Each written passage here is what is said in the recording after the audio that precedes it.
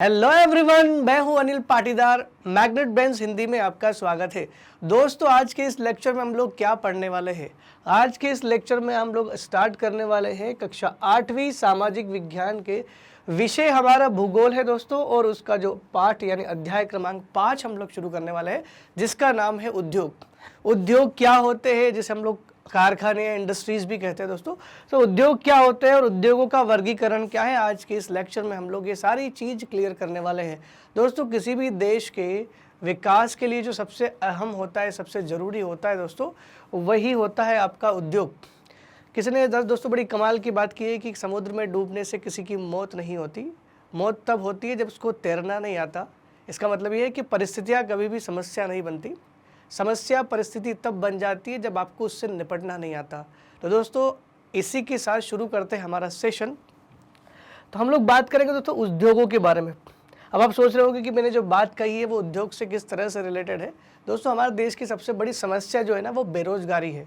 और वो बेरोजगारी इसलिए क्योंकि हम लोग औद्योगिक क्षेत्र में बहुत पिछड़े हुए हैं। इतना अच्छा औद्योगिक विकास इस देश ने नहीं किया है जितना कि चाइना, अमेरिका और रशिया जैसे देशों ने किया है, जहाँ पर औद्योगिक क्षेत्र में वो बहुत आगे निकल चुके हैं।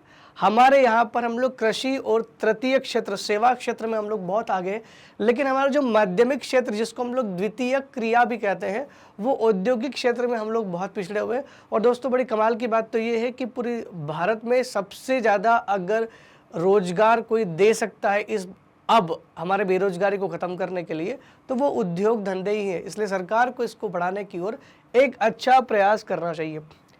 समझते हैं दोस्तों उद्योग क्या होते हैं, ये उद्योग करते क्या है? अगर मैं आपको बोलूँ कि कोई फैक्ट्री से कोई चीज़ काम बन के आ रही है, या आपके परिवार या कोई परिचित में कोई व्यक्ति ऐसा है जो फैक्ट्री में काम करता है, तो उससे ज़रूर पूछिएगा कि फैक्ट्री करती क्या है। तो वो ये बोलेगा कि कच्चा माल जो आता है, चाहे किसानों की फसलें हो या कोई दूसरी चीज़ भी हो, तो जो किसान के द्वारा जो फसलें उगाई जाती हैं, उन कच्चे माल को हम लोग परिष्कृत करते हैं और उन्हें उपयोगी और मूल्यवान चीज़ में परिवर्तित करके वापस दोबारा से उन्हीं लोगों के बीच में उसे भेज देते हैं। फॉर एग्ज़ाम्पल, जो कृषि के में भी हमने पढ़ा था, या आपके हाथ में जो किताब है वो भी एक बहुत अच्छा एग्जाम्पल हो सकता है कि जो पेपर बनाने वाली जो फैक्ट्री होती है, वो पेड़ को काट करके पेपर बनाती है, ऐसा कुछ इसको समझा जा सकता है।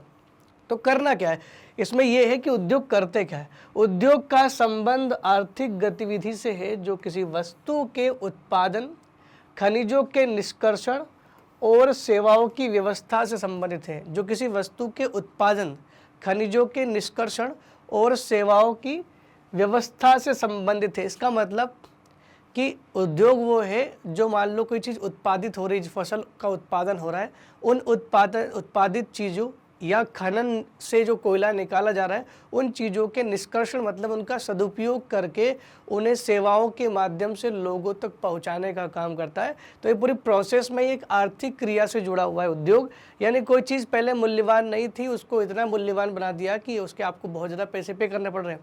तो जो पेड़ आपके घर के सामने या आपके आसपास कोई दिखाई दे रहे हैं, उन्हीं पेड़ों को काट करके वो लुगदी के द्वारा कागज़ बना के आपको नोटबुक के फॉर्म में वो कंपनी आपको देती है, जिसके आपको बहुत सारे पैसे पे करने पड़ते हैं। तो आपको कागज़ के पैसे पे करने पड़ रहे होते हैं, जबकि जिस चीज़ से वो बना है वो आपको फ्री ऑफ कॉस्ट देखने को मिल रही है, आपके आसपास वातावरण में भी है। तो उद्योग बड़ा एक अच्छा ही आर्थिक क्रिया है। यह द्वितीय क्रियाकलाप या विनिर्माण कहलाता है। इसे हम लोग क्या कहते हैं, उद्योगों को हम लोग क्या कहते हैं, इसको हम लोग बोलते हैं द्वितीय क्रिया, या एक और नाम इसका है विनिर्माण। विनिर्माण का मतलब होता है विशेष प्रकार का निर्माण। दोस्तों, कई बार हो सकता है कि पूछ ले आपसे कि बताइए जरा विनिर्माण का मतलब क्या होता है। एक विशेष प्रकार का निर्माण होता है, ऑलरेडी जो चीज़ बनी होती है उसको अच्छे फॉर्म में बदल करके ही देना। इसका मतलब ये है कि ऑलरेडी वो चीज़ पहले से थी। मान लो फॉर एग्जांपल मैं आपको बोल दूं कि आप जो बिस्किट्स खाते हो, ये बिस्किट्स में गेहूं तो था ना, आटा तो वही था। तो ऑलरेडी गेहूं तो एग्जिस्ट था, लेकिन उसको आटा पीस करके, उसको पका करके, उसमें कुछ मसाले या कुछ चीज़ें मिला करके और व्यवस्थित तौर पर आप तक पहुँचा दिया जाता है। चाहे वो मीठा हो या नमकीन हो, जैसा भी हो, वो कारखाने के ऊपर निर्भर करता है कि वो कैसा बनाए। तो यह द्वितीय क्रिया है। इसे एक और शब्द में बोलते हैं हम लोग माध्यमिक क्रिया, क्योंकि हमने पढ़ा था कि प्राथमिक क्रिया, द्वितीय क्रिया और तृतीय क्रिया, 3 प्रकार की आर्थिक क्रियाएं होती हैं, जिसमें जो बीच वाली होती है उसको माध्यमिक क्रिया या द्वितीय क्रिया कहते हैं। कच्चे माल को लोगों के लिए अधिक मूल्य के उत्पाद के रूप में परिवर्तित किया जाता है। कच्चा माल कुछ भी हो सकता है दोस्तों। कच्चे माल को लोगों के लिए अधिक मूल्य के उत्पादों के रूप में परिवर्तित किया जाता है। फॉर एग्जाम्पल मैं आपको बोल दूं कि मैं आपको एक इतना बड़ा प्लास्टिक दे दूं, खाली फ्लेट, उसमें कुछ भी नहीं है, उस प्लास्टिक का आप इस्तेमाल नहीं कर पाओगे। लेकिन वही प्लास्टिक अगर मैं, मान लो फ्लेट प्लास्टिक है कैसा, वही प्लास्टिक अगर मैं किसी कंपनी को दे दूं तो हो सकता है वो कंपनी उसको अच्छे से मॉडिफाइड, कच्चा माल है वो, उसको अच्छे से मॉडिफाई करके उसको एक बाल्टी में कन्वर्ट कर दे, तो दोस्तों बाल्टी आपके लिए इस्तेमाल करने योग्य हो जाएगी। तो कुल मिलाकर के कारखाने क्या करते हैं, कच्चे माल को ले करके लोगों के लिए मूल्यवान चीज़ें बनाते हैं या अच्छी चीज़ बनाते हैं जो उनके उपयोग की हो, और अक्सर हम लोग उन्हीं चीज़ों का पेमेंट करते हैं जिसका हमें ज़रूरत होती है। तो ये उद्योग का कागज़ का जो निर्माण होता है ये औद्योगिक प्रक्रिया है। तो कैसे होता होगा कागज़ का निर्माण? जैसे फॉर एग्जांपल ये पेड़ आपको दिखाई दे रहा है, इस पेड़ को काट करके सबसे पहले इसको बदला गया था कास्ट और लुगदी में, इसका परिवर्तन किया। कास्ट और लुगदी जो होते हैं, कास्ट मतलब उसकी जो पेड़ जो होते हैं उसको छोटे छोटे टुकड़े में काट करके, कास्ट और लुगदी जो है उसको बारीक बारीक उसके जो है पार्ट निकाल दिए जाते हैं। कास्ट और लुगदी में परिवर्तन करने के बाद उसको कुछ किसी रासायनिक द्रव्य में मिलाया जाता है। एक रासायनिक द्रव्य होता है ताकि हो सकता है कि उससे कागज़ बनाने में आसानी हो। इस रासायनिक द्रव्य में मिलाने के बाद मशीनों के द्वारा उस लुगदी से कागज़ तैयार किया जाता है और फिर उस कागज़ को प्रिंटिंग प्रेस में भेजा जाता है, जहाँ पर वो आपके लिए नोटबुक तैयार करती है या जो बुक्स आप पढ़ते हैं एनसीईआरटीज़ वो तैयार करती है। फिर ये प्रिंटिंग प्रेस के द्वारा अभ्यास पुस्तिका के रूप में ये आप तक सेवा के द्वारा पहुँचाया जाता है, दुकानदार के द्वारा आप तक पहुँचा दिया जाता है। तो एक पेड़ से कागज़ बनने की ये छोटी सी कहानी है और यही है औद्योगिक निर्माण, विनिर्माण इसी को कहते हैं हम। वही ऑलरेडी हमारे पास में एक पेड़ था, उस पेड़ का परिवर्तन हमने किया किसमें, एक अभ्यास पुस्तिका के रूप में यानी कागज़ के रूप में किया जिसका आप इस्तेमाल करते हो। लेकिन इसका मतलब तो सीधा है दोस्तों कि अगर ज़्यादा कागज़ इस्तेमाल करेंगे तो हमें ज़्यादा से ज़्यादा क्या काटने पड़ेंगे, पेड़ काटने पड़ेंगे, और आज की तारीख में पेड़ों को काटना बहुत नुकसानदायक है दोस्तों। इसलिए कोशिश ये करिएगा कि कम से कम कागज़ का इस्तेमाल करें। जीवन में ज़्यादा कागज़ इस्तेमाल करोगे तो आने वाली पीढ़ियों को कागज़ महंगा मिलेगा। हो सकता है कि आने वाली पीढ़ियों को ये कागज़ नसीब हो या ना हो, इसका भी कोई भरोसा नहीं, क्योंकि लगातार हम लोग अपनी आवश्यकता की पूर्ति के लिए इस प्रोसेस को जारी रखे हुए हैं दोस्तों। तो आगे बढ़ते हैं। कुछ चीज़ें जैसे लौह इस्पात उद्योग में क्या होता है। लौह इस्पात उद्योग में किसी वस्तु का उत्पादन होता है। कोई भी वस्तु जो लोहे से निर्मित हो, चाहे वो लोहे का गेट बना रहे हो या कोई भी चीज़ रेलिंग बना रहे हो, आपके घर में आप देखना, आपके घर में इस्तेमाल की जाने वाली कौन कौन सी लोहे की चीज़ें हो, चाहे वो खिड़की हो, चाहे कोई भी चीज़ हो, तो सारी की सारी चीज़ें कहाँ बनती है, वो लोह इस्पात उद्योग में ही उसका निर्माण किया जाता है। कोयला खनन उद्योग में क्या होता है, कोयला निकाला जाता है। तो कोयला खनन में क्या होता है, कोयले को निकालना होता है। वहीं पर्यटन की बात करें तो पर्यटन में क्या हो रहा है, सेवा देने संबंधी उद्योग है दोस्तों। कुल मिलाकर के ये 3 अलग अलग उद्योग हैं। तो तीनों अलग अलग क्षेत्र की बात कर रहा हूँ मैं। ये अलग अलग क्षेत्र कैसे हैं, जैसे ये जो पहला वाला है आपका, ये द्वितीयक उद्योग का उदाहरण है, द्वितीयक क्रिया का उदाहरण है जो हम लोग बात कर रहे हैं द्वितीयक क्षेत्र का। लेकिन जो कोयला खनन है दोस्तों, ये प्राथमिक क्षेत्र का उदाहरण है, क्योंकि खनन करना प्राथमिक क्षेत्र को वस्तु बना नहीं रहा है, तो ये प्राथमिक क्षेत्र। और जबकि सर्विस जो है ये कौन सा है, ये तृतीयक क्षेत्र का उदाहरण है। तो कुल मिलाकर के आप तय कर सकते हैं कि कौन सा उदाहरण किस क्षेत्र का है, क्योंकि जो पर्यटन होता है वो तृतीय क्षेत्र में, सेवा आता है ना, अगर सेवा देने संबंधी होगा, मैंने आपको बताया था पिछली कक्षाओं में, अगर आपका ध्यान था और आपने कृषि अच्छे से पढ़ा था तो आपको अच्छे से याद होगा कि मैंने बताया था कि आर्थिक क्रियाएं के 3 क्रिया होती हैं। आर्थिक क्रियाओं के अंतर्गत उन 3 क्रियाओं में हमने क्या क्या समझा था। उन 3 क्रियाओं में हमने समझा था कि प्राथमिक क्रिया के अंतर्गत खेती आती है, कृषि आता है, खनन आता है, मत्स्यन आता है। वहीं द्वितीय क्रिया के दौरान सारे उद्योग धंधे आते हैं। और तीसरी क्रिया जो तृतीय क्रिया होती है, उसमें हमने बताया था कि हम लोग सेवा क्षेत्र को ये देते हैं, जिसमें पर्यटन हो, बैंकिंग हो, यातायात हो, व्यापार हो, ये सारी चीज़ें तृतीय क्षेत्र में आती है। जिसके एग्जाम्पल यहाँ पर आपको दे दिए गए तीनों प्रकार के।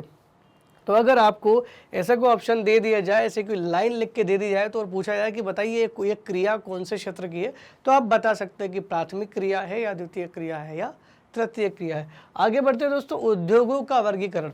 उद्योगों का वर्गीकरण किस प्रकार से किया गया है?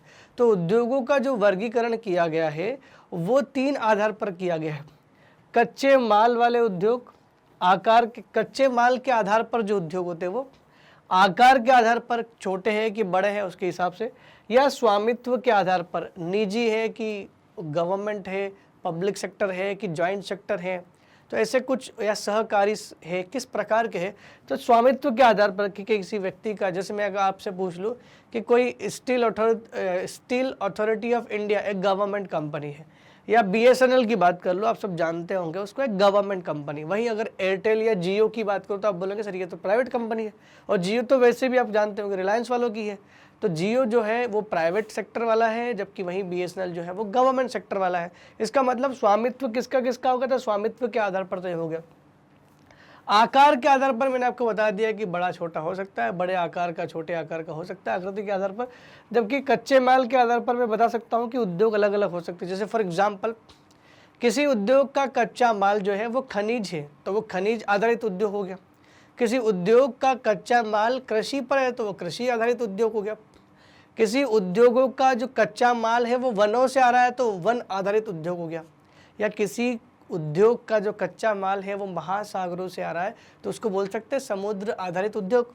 तो ये कुल मिलाकर के कच्चा माल कहाँ से आ रहा है, उस कच्चे माल के स्रोत के आधार पर उद्योगों को अलग अलग भाग में बांटा गया है। आकार के आधार पर अलग अलग भाग में है, और वहीं स्वामित्व के आधार पर भी कुछ अलग अलग बातें हैं जिसको हम लोग इसमें चर्चा करेंगे। लेकिन मुख्यतः आपको 3 चीज़ें याद रखनी है कि उद्योगों का वर्गीकरण 3 आधार पर किया जाता है। कच्चे माल के आधार पर, आकार के आधार पर या आकृति के आधार पर, और स्वामित्व के आधार पर। ये तीनों आधारों पर वर्गीकरण किया जाता है। किसका? उद्योगों का। ये तो आपको बिल्कुल क्लियर बात समझ में आ गई होगी।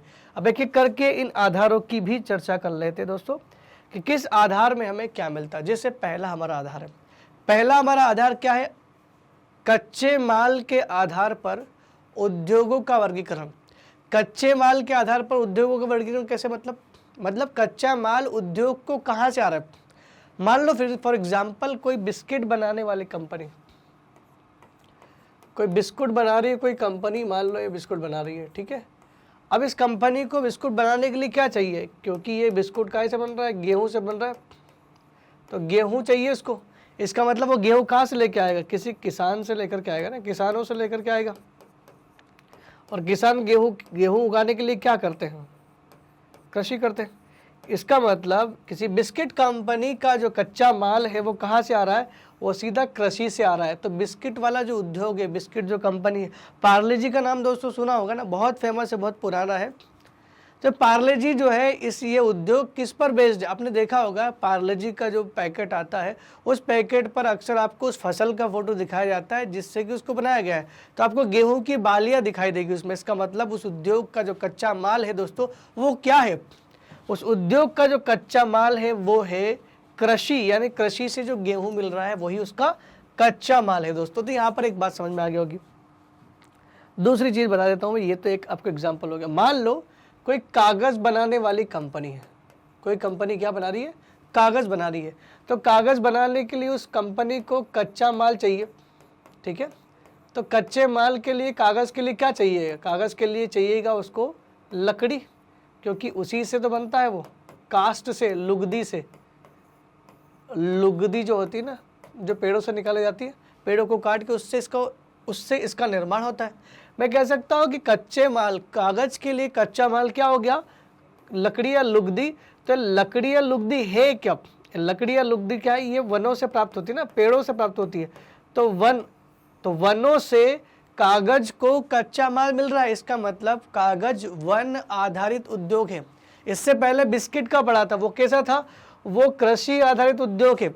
जबकि हमने अभी पढ़ा कि ये कागज कैसा? ये वन आधारित उद्योग है। जैसे हमने लुगदी को ले लिया। 2 एग्जाम्पल बड़े आसानी से हम लोगों ने समझ लिए, और एग्जाम्पल समझ लेते हैं। फॉर एग्जाम्पल मान लो कोई इस्पात इंडस्ट्रीज है, इस्पात को छोड़ो आप, कोई थर्मल पावर प्लांट की बात कर लेते हैं हम लोग। ताप विद्युत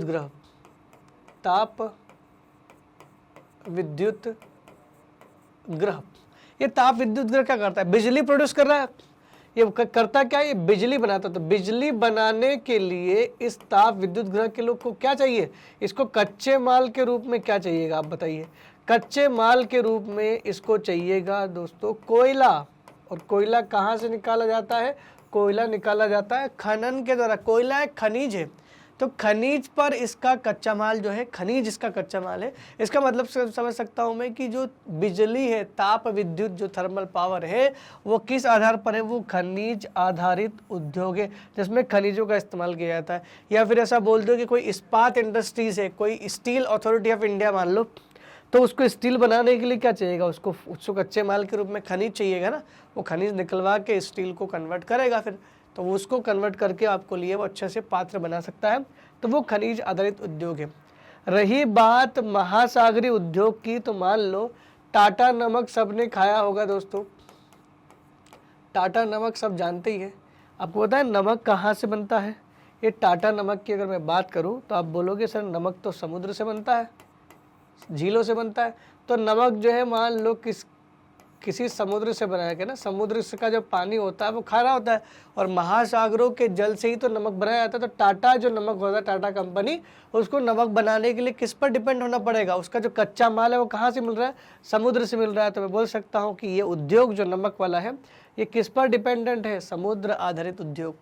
तो हो गई ना सिंपल सी बात कि कच्चे माल के आधार पर उद्योगों का वर्गीकरण किस आधार पर किया जाता है, वो इस बात को तय करता है कि कच्चा माल कहाँ से आ रहा है। क्या वो कृषि से आ रहा है, क्या वो खनन से आ रहा है, क्या वो वनों से आ रहा है, या समुद्र से उसका उत्पाद लिया जा रहा है। तो कुल मिलाकर के जो भी आपका स्रोत होगा वो ये 4 स्रोत हो सकते हैं। तो इन 4 आधारों पर उद्योगों का वर्गीकरण कच्चे माल के रूप में किया जाता है। क्योंकि जो कच्चा माल होगा उद्योग वही चीज बनाएगा, नहीं तो नहीं बना सकता। अब मैं बोलूँ गेहूं लेकर के कोई उद्योग लोहा बना सकता है क्या, गेहूं लेकर के कोई उद्योग कागज कैसे बना सकता है। तो उसके लिए उसको कास्ट की जरूरत पड़ेगी, या लोहा बनाने के लिए उसको लोहा अयस्क की जरूरत पड़ेगी ना। तो डिपेंड करता है कि वो उद्योग कहाँ से है। तो इसको थोड़ा सा डिस्क्रिप्टिव फॉर्म में समझ लेते हैं। वैसे तो आपको बहुत अच्छे से समझ में आ गया होगा, मैं आशा करता हूँ। कृषि आधारित उद्योग क्या होते हैं, जो मैंने सबसे पहले बताए थे आपको। कच्चा माल कहाँ से मिलता है, जैसे वनस्पति और जंतु उत्पाद या फसल, ऐसा भी लिख सकता हूँ, या फसल सब आते हैं वनस्पति में। हालांकि हम लोग फसल को नहीं गिनते, वनस्पति के अलावा फसल लिखना पड़ेगा। जैसे खाद्य संसाधन, जितने भी खाने की चीज़ें होती, सारे प्रोडक्ट जब आप बनाते हो, जैसे अगर आप चिप्स खाते हो, अगर आपने अंकल चिप्स या जो भी आप खाते हो वो आपने खाए होंगे, तो आपको बड़ा अच्छा टेस्टी लग रहा होगा। लेकिन वो बनते काहे से, वो आलू से बनते हैं, कोई टमाटर से बनते हैं, कोई मिक्सचर होता है। तो वो सब चीज़ें कहाँ से आती है, फसल ही तो है दोस्तों वो। तो कहीं ना कहीं खेत से आती सीधी। वनस्पति का तेल, ये भी वनस्पति से निकाला जाता है। बाकी सूती वस्त्र जो है वो कॉटन पर डिपेंड करता है। और डेयरी जो है ये भी पशुपालन से जुड़ा हुआ है। इसका मतलब ये कृषि से जुड़ा हुआ है, कृषि पशुपालन के अंतर्गत ही पशुपालन कृषि के अंतर्गत ही आता है, क्षमा करें दोस्तों। नेक्स्ट क्वेश्चन, नेक्स्ट है आपका पॉइंट, खनिज आधारित उद्योग। खनिज आधारित उद्योग में क्या होता है, खनिज आधारित उद्योग वो जो है प्राथमिक उद्योग है। कच्चा माल, खनिज, अयस्क, इनके उत्पाद दूसरे उद्योगों के पोषण होते हैं। मतलब एक प्राथमिक उद्योग है जिसको हम लोग बोलते हैं खनन, जिससे खनिज निकाला जाता है। और ये खनिज निकाल के कहाँ भेजा जाता है, ये द्वितीयक उद्योग जो दूसरे होते हैं उनको, उनके लिए पोषण का काम करता है। मतलब उनको मेन काम तो इसी का। अगर आपको इंडस्ट्री चलानी है तो उसके लिए ऊर्जा तो चाहिए। वो ऊर्जा कहाँ से मिलती है, वो खनिज से मिलती है वो ऊर्जा। बहुत सारे उद्योग जो है वो खनिज पर ही डिपेंडेंट है। खनिज नहीं होगे तो उद्योग चलते ही नहीं है। और उन्हीं खनिजों से बनाई जाती है क्या क्या, भारी भारी मशीनें बनाई जाती है दोस्तों। लोहे इस्पात जो है वहाँ उससे भारी मशीनें बनाई जाती है। सीमेंट कंक्रीट का उपयोग करके भवन सामग्री का निर्माण किया जाता है। तो सीमेंट कंक्रीट का उपयोग करके भवन बनाया जाता है। तो भवन सामग्री भी क्या हो गई, ये सारी सीमेंट वगैरह जो बनाती है कंपनी, कहाँ से बनाती है, सब निकालते तो सब खनन के द्वारा ही है। उसी का परिष्करण करके, उसी को निष्कर्षण करके उसी से क्या बनाया जाता है, उसी से बनाई जाती है सीमेंट और भवन निर्माण की दूसरी सामग्रियाँ दोस्तों। नेक्स्ट आपको पॉइंट है समुद्र आधारित उद्योग। इस समुद्र आधारित उद्योग में क्या क्या आते हैं, समुद्री खाद्य प्रसंस्करण उद्योग और मत्स्य तेल। समुद्री खाद्य प्रसंस्करण मतलब समुद्र से बहुत सारे ऐसे जीव होते हैं समुद्र के जिसमें बहुत ज़्यादा न्यूट्रिशन पोषक तत्व पाए जाते हैं और जिसको दुनिया में कई सारे लोग जिसको खाते भी हैं, जिसके अंदर मछलियाँ और बहुत सारी वेराइटी में बहुत सारे जीव आते हैं। तो कुल मिलाकर के समुद्र आधारित उद्योग हमारे देश में भले ही इतना टॉप पर नहीं चलता हो, लेकिन पूरी दुनिया में बहुत चलता है। हमारे यहाँ पर मछलियाँ काफ़ी मात्रा में पकड़ी जाती है, लेकिन उसके अलावा बहुत सारे ऐसे जीव हैं जो भारत में तो नहीं लेकिन दुनिया के बहुत सारे देशों में इनको खाया जाता है। तो ऐसा कह सकते हैं कि समुद्री खाद्य प्रसंस्करण उद्योग और मत्स्य तेल, मछली का तेल दोस्तों बहुत इंपॉर्टेंट है। मछली से जो तेल निकाला जाता है उसको बोलते हैं कॉड लीवर ऑयल, उसको ऐसा कुछ बोलते हैं कॉड लीवर ऑयल। ये कॉड लीवर ऑयल क्या होता है? ये जो है कहीं ना कहीं लीवर को बहुत ज़्यादा फ़ायदा पहुंचा सकता है। ये स्वास्थ्य के लिए बहुत फ़ायदेमंद होता है, इसलिए मछली के शरीर से निकाला जाता है। तो कुल मिला के उस तेल के लिए भी हम लोग किस पर निर्भर है? समुद्र आधारित उद्योगों पर ही हम लोग निर्भर है। नेक्स्ट है आपका वन आधारित उद्योग। ये वन आधारित उद्योग में क्या क्या होते हैं? वन आधारित उद्योग का तो एग्जाम्पल दिया था ना मैंने कि कागज़ बनाना है तो क्या, जैसे लुगदी एवं कागज़ ये वनों से प्राप्त होते हैं। औषधिक रसायन, जितने भी रसायन औषधियाँ या रसायन बनते हैं वो सारे के सारे वनों पर निर्भर करते हैं। फर्नीचर अगर आपको अपने घर में बनाना है तो वो भी वन पर निर्भर करेगा। वहीं आपको अगर भवन निर्माण करना है तो उसमें भी बहुत सारा फर्नीचर लगता है, कई सारे लकड़ियों की ज़रूरत पड़ती है। और पुराने समय में जो घर बनाए जाते थे उसमें ज़्यादातर लकड़ी का इस्तेमाल किया जाता था और लकड़ी कई साल तक वो चल सकती थी। तो कुल मिलाकर के हमने जो पेड़ काटे हैं उससे हमने जो चीज़ें बनाई है, हमने भले ही हमने हमारे लिए सुविधा बना ली हो उद्योगों के द्वारा, लेकिन कहीं ना कहीं हमने प्रकृति को बहुत सारा नुकसान पहुंचाया है। दोस्तों आगे बढ़ते, नेक्स्ट प्रकार जो है हमारा उद्योगों के वर्गीकरण में हमने जो 3 प्रकार पढ़े हैं उसमें जो पहला प्रकार हमने कर लिया कच्चा माल के आधार पर। दूसरा जो प्रकार है उसको हम लोग क्या बोलते हैं? आकृति के आधार पर, आकार के आधार पर। अब किसी उद्योग का साइज बड़ा या छोटा कैसे हो सकता है? किसी उद्योग का साइज बड़ा या छोटा ऐसा नहीं कि उद्योग का बड़ा जो उद्योग कितने जगह पर फैला हुआ है ये तो हम देख ही सकते हैं, तो बहुत क्लियर दिखता है कि बड़ा उद्योग बड़े जगह पे फैला हुआ है, अलग अलग ब्रांचेस है। लेकिन वो बड़े जगह पे फैला है या अलग अलग ब्रांचेस उसकी क्यों है? क्योंकि उसके पास क्या था? पूंजी बहुत ज़्यादा थी। तो इसमें देखा जाता है कि जो निवेश की गई पूंजी है उसका आकार कितना है, कितनी राशि निवेश की गई। ज़्यादा हजारों करोड़ में राशि निवेश की जाती तभी तो उद्योग बड़ा होता है दोस्तों। वही नियोजित लोगों की संख्या, कितने लोग उसमें रोजगार वाले हैं। तो अगर उसमें हजारों या लाखों लोग रोजगार कर रहे हैं ना दोस्तों तो बहुत बड़ी इंडस्ट्री हो सकती है, क्योंकि इतने लोगों को रोजगार दे रही है वो इंडस्ट्री। बाकी उत्पादन की मात्रा, कितना उत्पादन वो उद्योग कर रहा है, यानी उत्पादन की मात्रा भी इस बात पर निर्भर करती है कि उद्योग का साइज कितना बड़ा होगा। तो उद्योग का साइज बड़ा है या नहीं, ये किस बात पर डिपेंड करता है? 3 बात पर डिपेंड करता है, छोटा है या बड़ा है। पहला तो उसमें निवेश की गई पूंजी कितनी है, जो पूंजी का आकार होता है, मतलब कितनी राशि निवेश की गई है वो निर्भर करता है। ज़्यादा राशि निवेश की गई है तो बड़ा हो सकता है और कम की गई तो छोटा हो सकता है। कितने लोगों को रोजगार दिया जा रहा है ये भी बड़ा इंपॉर्टेंट मुद्दा है। तो अगर ये पता है कि कितने लोगों को रोजगार दिया जा रहा है तो इससे भी समझ में आ जाएगा। बाकी उत्पादन की मात्रा कितनी है, कितना उत्पादन कर पा रहा है, क्या वो बहुत कम उत्पादन कर रहा है तो छोटा है। बहुत ज़्यादा बल्क में करोड़ों लोगों की आवश्यकता की पूर्ति कर रहा है तो वो बड़ा उद्योग है। तो आकार के आधार पर हमने इन 3 चीज़ों को समझ लिया है। बाकी और भी आगे समझेंगे इसमें कि बड़ा उद्योग और छोटे उद्योग में क्या क्या अंतर होता है। ठीक है, समझते हैं आगे। देखिए दोस्तों, आकृति के आधार पर उद्योग जो है वो छोटे आकार के हो सकते हैं और बड़े आकार के हो सकते हैं। तो छोटे आकार के उद्योगों की विशेषता क्या है और बड़े आकार के उद्योगों की विशेषता क्या है, या वृहद आकार के उद्योगों की विशेषता क्या है, इसको हम लोग समझते हैं।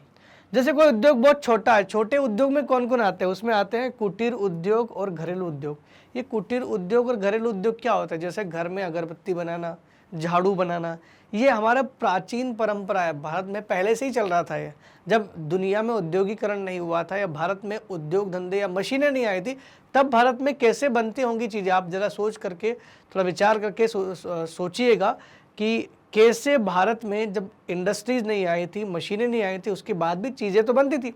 तो वो चीज़ें कौन बनाता था? वो चीज़ें बनाते थे ये छोटे छोटे उद्योग, जिसमें कुटीर उद्योग जो ग्रामीण क्षेत्रों से जुड़े हुए थे, जिसमें लोग ही सब सारा काम करते थे। उसमें घरेलू उद्योग भी आता था, सारा काम लोग करते थे। लेकिन जैसे जैसे दोस्तों मशीनें आई, उद्योगों का आकार बढ़ गया और लोगों के रोजगार में भी दोस्तों कमी आई है। कहीं ना कहीं वो लोग जो हाथ से काम करते थे वो सब क्या हो गए, वो सब बेरोजगार भी तो हो गए।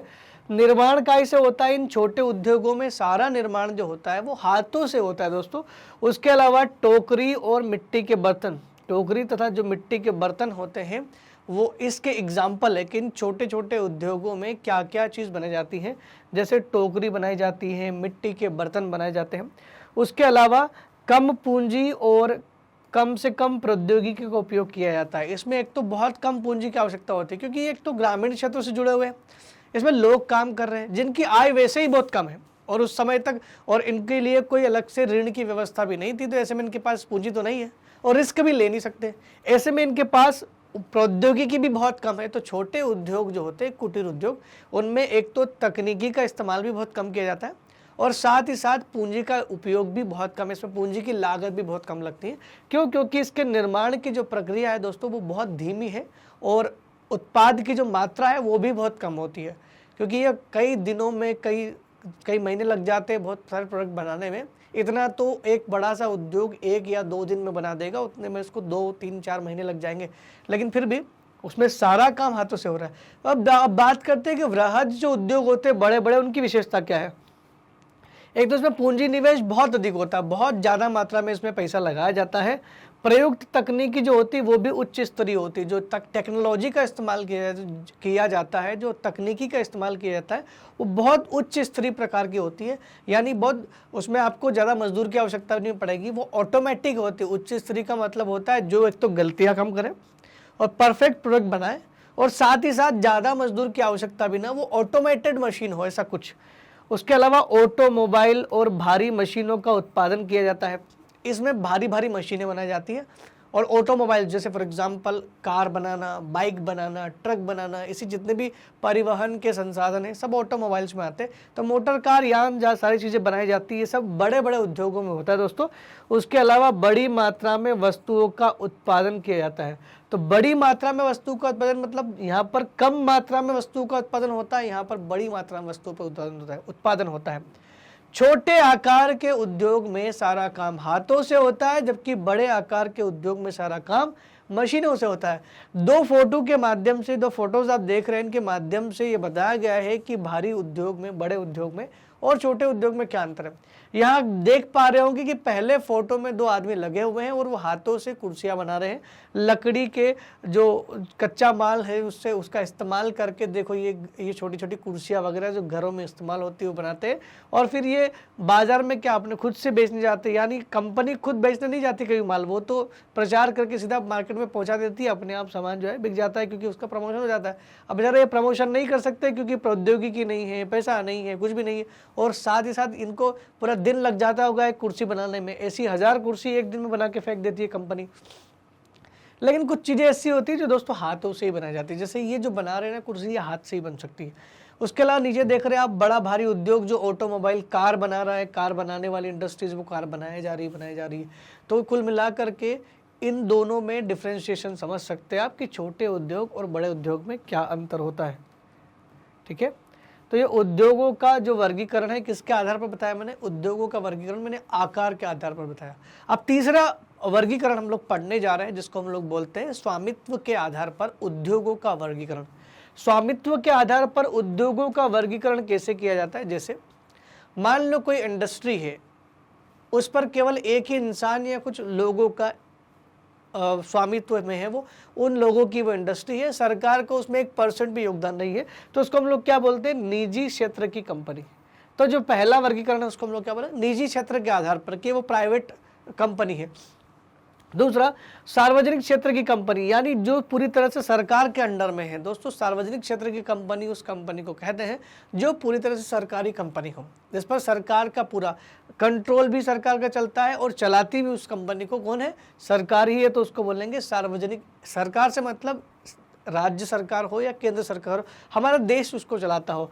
नेक्स्ट है संयुक्त क्षेत्र। संयुक्त क्षेत्र में क्या होता है, दोनों के मिले जुले रूप होते हैं, जिसमें सरकार भी अहम भूमिका निभाती है और वो प्राइवेट क्षेत्र भी।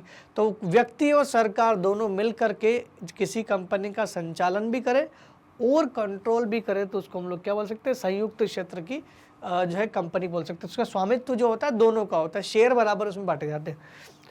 सहकारी क्षेत्र में क्या होता है, इसमें क्या होता है, सहकारी क्षेत्र जो है थोड़ा सरकारी जैसा लगता है। इसमें क्या है, सरकार का इन्वॉल्वमेंट तो नहीं होता, लेकिन फिर भी यहाँ क्या होता है कि कुछ लोग मिलकर जो खुद उत्पाद दे रहे, जैसे ज़्यादातर डेयरी प्रोडक्ट जो होते हैं ना, तो डेयरिया जो बनाई जाती है जो इंडिया में बड़ी बड़ी डेयरिया, वो सब सहकारी डेयरी होती है, सहकारी दुग्ध समिति लिखते हैं। कभी आपने दूध से भरा हुआ टैंकर जाते हुए देखा है अगर, जैसे सांची एक दूध बनाने वाली कंपनी है, अगर उसके टैंकर आपने सड़कों पर दौड़ते हुए देखे होंगे तो आपको उसमें ज़रूर लिखा होगा कि सांची दुग्ध सहकारी समिति।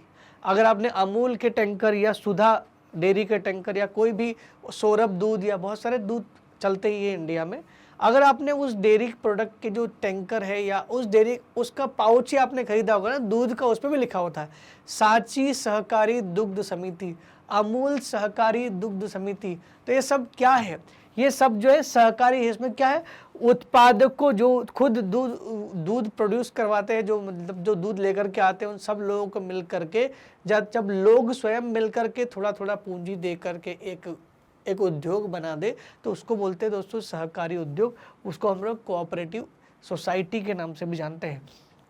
तो हमने यहाँ क्या सीखा, हमने यहाँ सीखा कि स्वामित्व के आधार पर उद्योगों के 4 प्रकार है। पहला निजी उद्योग, दूसरा सार्वजनिक क्षेत्र के उद्योग, तीसरा संयुक्त क्षेत्र के उद्योग, और जो चौथा है आपका वो सहकारी क्षेत्र के उद्योग। ये 4 क्षेत्रों को हमने पढ़ लिया। एक एक करके सबका डिस्क्रिप्शन भी देखते हैं दोस्तों, फोटो के साथ देखेंगे कि इसमें कौन से क्षेत्र में क्या होता है, एक्चुअल में इसका मतलब क्या होता है ये भी समझते हैं। पहला है आपका निजी क्षेत्र। निजी क्षेत्र में क्या होता है, निजी क्षेत्र में क्या होता है, उद्योगों का स्वामित्व एवं संचालन या तो एक व्यक्ति द्वारा या व्यक्तियों के समूह से किया जाता है। उद्योगों का स्वामित्व और संचालन, ये 2 चीज ध्यान रखना। हमने क्या क्या बोल रहा हूं मैं, स्वामित्व और संचालन या तो एक व्यक्ति द्वारा या बहुत सारे व्यक्तियों के समूह से किया जाता है, तो उसको हम लोग क्या बोलते हैं, उसको हम लोग बोलते हैं निजी समूह, निजी क्षेत्र का उद्योग। जैसे टाटा इंडस्ट्रीज और रिलायंस इंडस्ट्रीज। टाटा इंडस्ट्रीज और रिलायंस इंडस्ट्रीज जो है, ये टाटा इंडस्ट्रीज का आपको फोटो दिखाया गया, ये टाटा इंडस्ट्रीज जो है ये किसी एक टाटा समूह की, टाटा ग्रुप की है। तो ये किसी तरह से सरकार का इसमें इन्वॉल्वमेंट नहीं है, पूरी तरह से निजी प्रकार का एक उद्योग है। अगर हम लोग सार्वजनिक क्षेत्र के उद्योग की बात करें तो इसमें क्या है कि उद्योगों का स्वामित्व एवं संचालन, ये 2 शब्द तो याद रखने हैं, स्वामित्व एवं संचालन सरकार द्वारा किया जाता है या राज्य द्वारा किया जाता है। राज्य का मतलब राज्य सरकार, केंद्र सरकार, ये दोनों हो सकते हैं। तो राज्य द्वारा किया जाता है, जैसे Hindustan aeronautics limited, steel authority of India, steel SAIL जो होता है ना, स्टील अथॉरिटी ऑफ इंडिया, भेल, ये जो भारी उद्योग वाला जो भेल, भारत इंडस्ट्रीज वाला जो भोपाल वाले क्षेत्र में बसाया गया ना पूरा भेल, ऐसे और भी जगह होंगे। तो ये भेल है, सेल है, गेल है, या हिंदुस्तान एरोनॉटिकल लिमिटेड, हॉल है, HAL, ये सारी कंपनीज क्या है, पूरी तरह से गवर्नमेंटाइज कंपनी है। ये पूरी तरह से सरकारी कंपनी। जैसे BSNL तो आप जानते होंगे, ज़्यादातर लोग सारी इंडस्ट्रीज़ को भले ना जानते हो, लेकिन ये तो जरूर जानते होंगे BSNL क्या है। ये भी एक प्राइवेट ही एक गवर्नमेंट ही उद्योग है। जैसे कि आप देख पा रहे हो, ये जो हाल ने बनाया हो, या हिंदुस्तान एरोनॉटिकल लिमिटेड जो बनाती है, हेलीकॉप्टर बनाती है, वायुयान भी बनाती है, कुछ हद तक लड़ाकू विमान बनाती है। तो ये सब कंपनियां क्या, ये सारी सार्वजनिक क्षेत्र की कंपनियां हैं। पूरा स्वामित्व और संचालन जब सरकार या राज्य करती हो तो उसे हम इस तरह से कहते हैं। नेक्स्ट है आपका संयुक्त क्षेत्र। संयुक्त क्षेत्र क्या होता है, उद्योगों का स्वामित्व एवं संचालन राज्यों और व्यक्ति या व्यक्तियों की द्वारा होता है। संयुक्त का मतलब होता है जॉइंट, जहां पर एक निजी स्वामित्व वाला व्यक्ति और सरकार दोनों मिल करके एक साथ काम करें, तो उसको हम लोग क्या बोलेंगे, उसको बोलेंगे हम लोग संयुक्त क्षेत्र का उद्योग, जिसमें स्वामित्व और संचालन राज्य तथा व्यक्ति दोनों द्वारा किया जाता हो। यानी एक बोर्ड ऑफ डायरेक्टर बनाया जाता है, जिस बोर्ड ऑफ डायरेक्टर में सरकारी लोग भी शामिल होते हैं और प्राइवेट कंपनी भी शामिल होती हैं। तो जैसे मारुति उद्योग जो इंडिया में, मारुति जो उद्योग है इंडिया में, वो इसी प्रकार का उद्योग है। आप देख सकते हैं मारुति सुजुकी की जो कितने भी कारें वगैरह आती है, जो भी मारुति सुजुकी जो भी बनाता है, और सब में बोल सकते हैं हम लोग कि मारुति का जो उद्योग है वो एक संयुक्त क्षेत्र का उद्योग है। हम लोग इसको प्राइवेट कंपनी समझते हैं, ये जॉइंट वेंचर टाइप का है, इसमें सरकार का भी शेयर है। सहकारी क्षेत्र की बात करें तो सहकारी क्षेत्र का मतलब क्या होता है?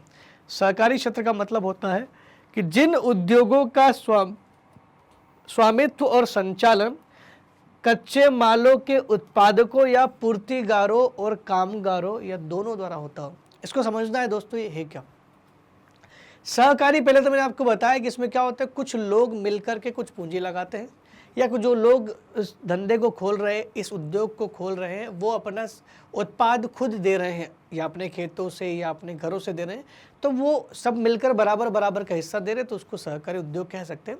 इसको इस तरह से समझिएगा कि स्वामित्व एवं संचालन कौन कर रहा है? वो कर रहा है जो खुद कच्चा माल उत्पादित कर रहा है। जैसे मान लो अमूल दुग्ध डेयरी है, ये अमूल दुग्ध डेयरी जो आपको दिख रहा है ना, अमूल आनंद मिल्क यूनियन लिमिटेड, अमूल दुग्ध डेयरी जो गुजरात के आणंद नाम की एक जगह पे है, तो आनंद नाम की जगह पे है, उसी का नाम वहाँ पर रखा गया है, आनंद मिल्क यूनियन लिमिटेड। इसमें दोस्तों क्या होता है, इसमें क्या होता है कि जो संचालन और स्वामित्व वो कौन कर रहा है? या तो जो कच्चा माल दे रहा है, यानी जो दुग्ध देने वाले जितने भी लोग हैं ना, दूध देने वाला, जो जो उस कंपनी में दूध दे रहा है, वो सब उसके स्वामित्व में होते हैं। या पूर्तिगार जो आपूर्ति करवा रहे हैं, मान लो दूध किसी डेयरी पे जा रहा है, फॉर एग्जाम्पल मान लो ये 10 गांव है, 10 गांव के लोग जितना भी दूध प्रोड्यूस कर रहे हैं, वो एक किसी दुकान पर जा रहा है, किसी डेयरी, छोटी सी डेयरी जो होती है ना, जो दूध वाली, जो वो इकट्ठा कर रहा है छोटी डेयरी। अब वो जो छोटी डेयरी है वो अमूल को पूर्ति करवा रही है, तो उसको क्या बोलेगा? पूर्तिकार। तो उत्पादों या तो कच्चे माल के उत्पादक कौन हो गए? ये 10 गांव वाले लोग हो गए। या तो इन सभी गांव के लोगों द्वारा उसका संचालन किया जाता है, या उन लोगों से दूध लेकर के टैंकर के माध्यम से जो अमूल तक पहुंचा रहा है उसका उसमें संचालन या स्वामित्व हो सकता है, या तथा उसमें जो कामगार जितने भी लोग काम कर रहे हैं उनका शेयर हो सकता है। तो इसमें ऐसा कहा जा सकता है कि अलग अलग प्रकार के उद्योग इसमें हो सकते हैं। सहकारी उद्योग कॉन्सेप्ट तो एक ही है, लेकिन वहाँ पर हो सकता है कि किसी सहकारी उद्योग में कच्चे माल जो भेज रहे हैं वही उसके स्वामित्व और संचालन करते हो सकता है किसी में पूर्तिगार स्वामित्व कर रहे हो, या किसी में कामगार स्वामित्व कर रहे हो, जो काम करने वाले उन्हीं के संचालन में हो, या हो सकता है कि मिला जुला रूप हो जिसमें कामगार भी हो पूर्तिगार भी, दोनों मिलकर के इसका संचालन एवं स्वामित्व करते हो। तो ऐसे को हम लोग क्या बोलते हैं? ऐसे उद्योग को बोला जाता है सहकारी समिति या सहकारी क्षेत्र के उद्योग। जैसे आनंद मिल्क यूनियन लिमिटेड, जिसको हम लोग बोलते हैं अमूल दूध, आपको पता है। जैसे सुधा डेयरी सहकारी उपक्रम, जैसे सांची सहकारी समिति या सहकारी उपक्रम, सांची दुग्ध सहकारी समिति, ये उसका नाम रखा गया। तो सांची में भी आप देख सकते हैं, वो भी क्या है? एक सहकारी है। जितने भी सहकारी समूह होते हैं वो कम से कम दाम में दोस्तों आपको चीज़ें उपलब्ध कराते हैं, सेवा देने का काम बहुत अच्छा कर रहे होते हैं, क्योंकि प्रोडक्टिविटी बनाते हैं पूरी अच्छे से, और आपके घर तक दूध पहुँचा रहे हैं जो आपकी रोज़मर्रा का उपयोग में आती है। तो इतना अच्छा काम कर रहे हैं, तो वो उसमें उनका प्रॉफिट भले ही ज़्यादा ना हो, लेकिन आपके लिए बहुत अच्छा काम कर रही होती है ये डेयरियाँ। सोचो गुजरात की एक डेयरी आपके घर तक दूध पहुंचा रही है, कितना बड़ा काम हो रहा है। वो अमूल दूध आप तक पहुंच रहा है। अब ऐसा नहीं कहीं और बनता है, वो गुजरात में ही बनता है, उसके अलावा कहीं नहीं बनता, वहाँ से पूरे देश में डिस्ट्रीब्यूट किया जाता है। दोस्तों यहाँ तक हमने पढ़ा कि उद्योग क्या है, और उद्योगों का वर्गीकरण हमने पूरी तरह से समझ लिया। उद्योगों का वर्गीकरण 3 आधार पर हमने समझा, और वो तीनों आधार आपको मेरे ख्याल से अच्छे से बखूबी रूप से समझ में आ गए होंगे। एक मैंने बताया था कच्चे माल के आधार पर, एक आकार के आधार पर, और तीसरा स्वामित्व के आधार पर। ये 3 हमने आधार पढ़ लिए, और आपको अच्छे से समझ में आ गया होगा कि उद्योग होते क्या है, ये कैसे उद्योग निर्माण कैसे होता है वस्तुओं का, वो भी मैंने एक लुगदी का कागज़ का एग्जाम्पल देख के आपको बता दिया। दोस्तों अगर आपको हमारे वीडियो यूट्यूब पर सिक्वेंशली नहीं मिल पा रहे या आपको ढूंढने में समस्या हो रही, तो आपके लिए बहुत अच्छा एक आइडिया ये है कि आप ये कर सकते हैं कि हमारी वेबसाइट्स पर जाइए www.magnetbrain.com, या सीधा magnetbrain.com भी आप सर्च करेंगे तो आपको सीधी हमारी वेबसाइट मिल जाएगी। जैसे ही आप वेबसाइट पर क्लिक करोगे दोस्तों, आपको ऐसा पेज खुलता दिखाई देगा, ये विंडो आपके सामने ओपन होगा। इस विंडो में आपको सर्च देखना क्या है? आपको देखना है हिंदी मीडियम जो है, सीबीएसई हिंदी मीडियम पर क्लिक करना है। जैसे ही आप सीबीएसई हिंदी मीडियम पर क्लिक करेंगे दोस्तों, वैसे आपके सामने ऑप्शंस आ जाएंगे कि हिंदी मीडियम 12वीं 11वीं 10वीं 8वीं 9वीं जितनी भी क्लासेस है आपके सामने शो हो जाएगी। अब आपको तय करना है कि आपको कौन सी क्लास की वीडियो देखने हैं। अगर आप 8th क्लास में है तो आप 8 पर ही क्लिक करेंगे। जैसे आप लोग क्लिक करेंगे, आपके सामने 8वीं पढ़ाने वाले जितने भी टीचर हैं सारे के फोटो और सब्जेक्ट और नाम आपके सामने आ जाते हैं। अब आपको जो सब्जेक्ट पढ़ना है उस पर आपको वॉच नाउ पर क्लिक करना पड़ेगा। जैसे ही आप वॉच नाउ पर क्लिक करते हो एक दूसरा विंडो आपको खुलता दिखाई देगा। इस विंडो में आपको क्या देखना है, सबसे नीचे जाना है और वहां पर मिलेगा आपको वॉच चैप्टर वॉइस वीडियो। इस वॉच चैप्टर वॉइस वीडियो में जैसे ही दोस्तों आप क्लिक करते हो आपको यहाँ पर क्या सुविधा क्या मिलेगी, पूरे चैप्टर आपको दिखाई देंगे। जितने भी, मान लो मैं भूगोल पढ़ा रहा हूं तो आपको भूगोल के सारे 6 चैप्टर दिख जाएंगे। उन 6 चैप्टरों में से जितने हमने कंप्लीट कर दिए सारे वीडियो आपको मिल जाएगा। जैसे आप चैप्टर को क्लिक करते हो उस चैप्टर में जो जो कंसेप्ट है अलग अलग कंसेप्ट पे हमने बना कर रखे हैं, और आपको चाहिए वन शॉट तो वन शॉट रिवीजन भी इसमें आपको मिल जाएगा। उसमें एमसीक्यूज, टेस्ट पेपर, सारी चीज़ें हमने मेंशन की हुई है। जैसे ही आप इसको क्लिक करोगे आपके सामने क्या खुल जाएगा, जैसे आपने कोई भी वीडियो चलना शुरू किया तो आपको इस तरह का विंडो ओपन हो जाएगा और एक टीचर आपको पढ़ाते हुए शुरू हो जाएगा। तो ये बहुत अच्छी सुविधा है, इसका इस्तेमाल आप कर सकते हैं। यदि आपको YouTube से कोई समस्या हो रही है तो ये दूसरा तरीका भी है जिससे आप मैग्नेट ब्रेन के सारे वीडियो दोस्तों देख सकते हो। मैग्नेट ब्रेन्स आप लोगों के लिए लेकर के आया है 100% मुफ्त शिक्षा, जो कि क्लास 6 से क्लास 12वीं तक के सभी विद्यार्थियों को निःशुल्क प्रोवाइड की जा रही है, हिंदी और अंग्रेजी माध्यम में। दोस्तों अगर आपको हमारे वीडियो वाकई में अच्छे लग रहे हैं तो प्लीज़ अपने कमेंट बॉक्स में लिखकर बताएं, और साथ ही साथ हमारे वीडियो को लाइक, शेयर और सब्सक्राइब करना ना भूलें। तब तक के लिए धन्यवाद दोस्तों, थैंक यू वेरी मच।